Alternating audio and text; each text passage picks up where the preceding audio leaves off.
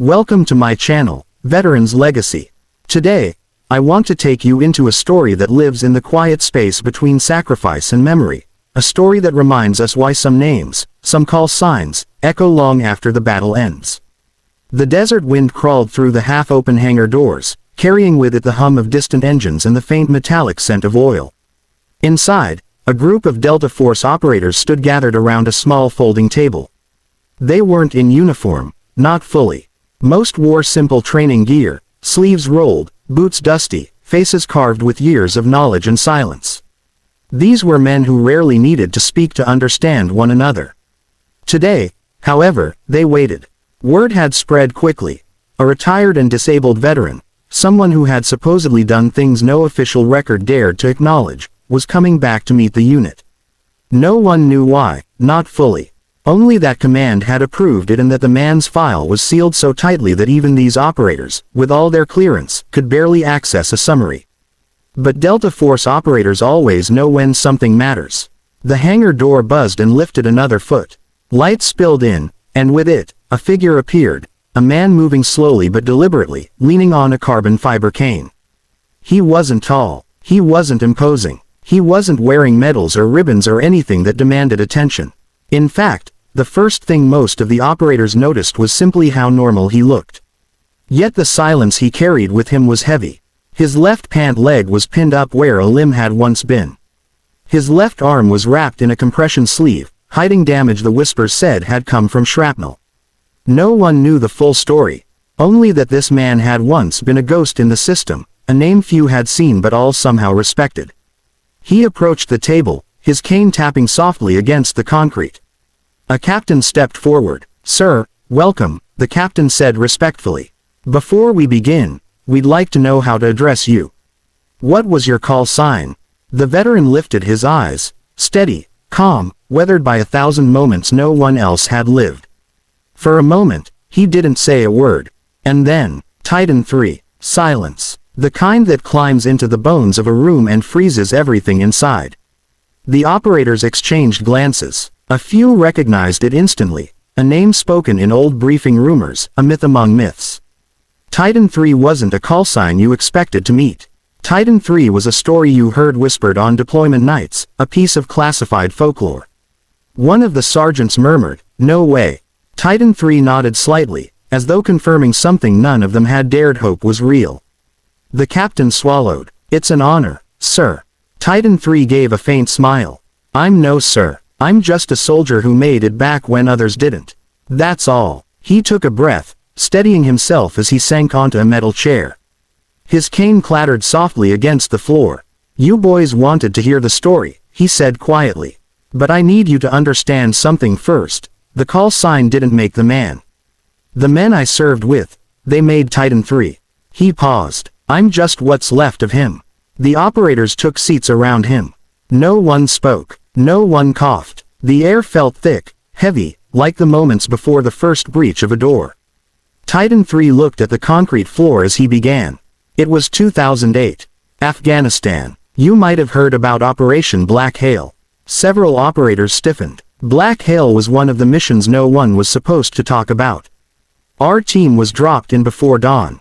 Intelligence said a high-value target was hiding in a mountain village, someone who'd ordered hits on convoys, aid workers, even civilians. Titan's jaw tightened. We were supposed to bring him in alive. He leaned back slowly, remembering.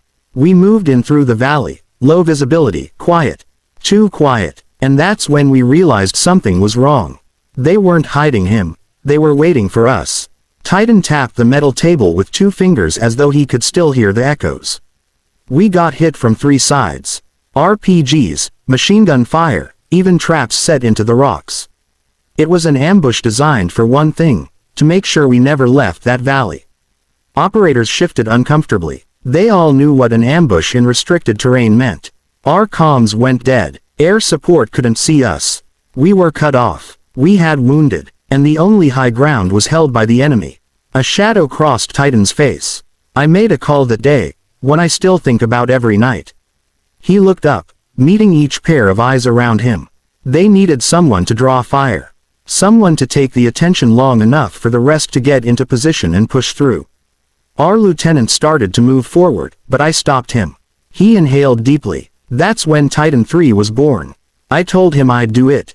He swallowed, voice rough. I told him if he argued, I'd knock him out and go anyway. A few operators smiled faintly, not out of humor, but respect. I ran up the ridge alone, firing, shouting, making myself the biggest target possible. I knew what it meant. I knew what was coming. His right hand trembled slightly. The first explosion took my leg. His voice didn't waver. The second shredded my arm. The third threw me down the rock face. He stared at nothing for a long moment. But it worked. The team broke through. They got the civilians out. They captured the target. And every man on my squad lived. He closed his eyes. Except me. At least, the man I was. The hangar was silent except for the wind pushing gently against the doors. One of the younger operators, new to Delta, spoke softly. But sir, they said Titan III died on that mission. Titan breathed out, a long slow exhale. He did, he said quietly. But someone kept breathing after. A hum of understanding passed through the room. Titan opened his eyes again, clearer now, steadier. For years I thought losing my leg, my brothers, my purpose, meant my story was over. But you want to know the truth. He gestured at his scars. This isn't the end, it's the proof I lived. He looked around at the elite operators, warriors who lived on the edge of shadows and duty. You boys carry weight, the kind the world will never see. But don't let the scars, the ones you can see and the ones you can't, convince you that you're finished. He pointed to his chest. Titan III wasn't the muscles or the speed or the gear. Titan III was heart, yours, mine, every soldier who puts others before himself. For the first time, the operators seemed unsure, humbled in a way few ever witnessed. The captain spoke softly. Sir, would you do it again? Knowing all this, Titan smiled. Small, painful, real. In a heartbeat. No dramatics. No hesitation. Just truth. He pushed himself slowly to his feet. The operators rose with him out of instinct, not protocol. Titan looked around one last time. What you do matters. More than they'll ever tell you. More than you'll ever get credit for. But remember this, heroes aren't the ones who don't fall. They're the ones who get up again, even if they have to stand on one leg. A couple of operators exhaled a breath they didn't know they were holding. Titan turned toward the door, cane tapping rhythmically. As he moved away, the captain called out, Titan III, what should we tell the next generation about you?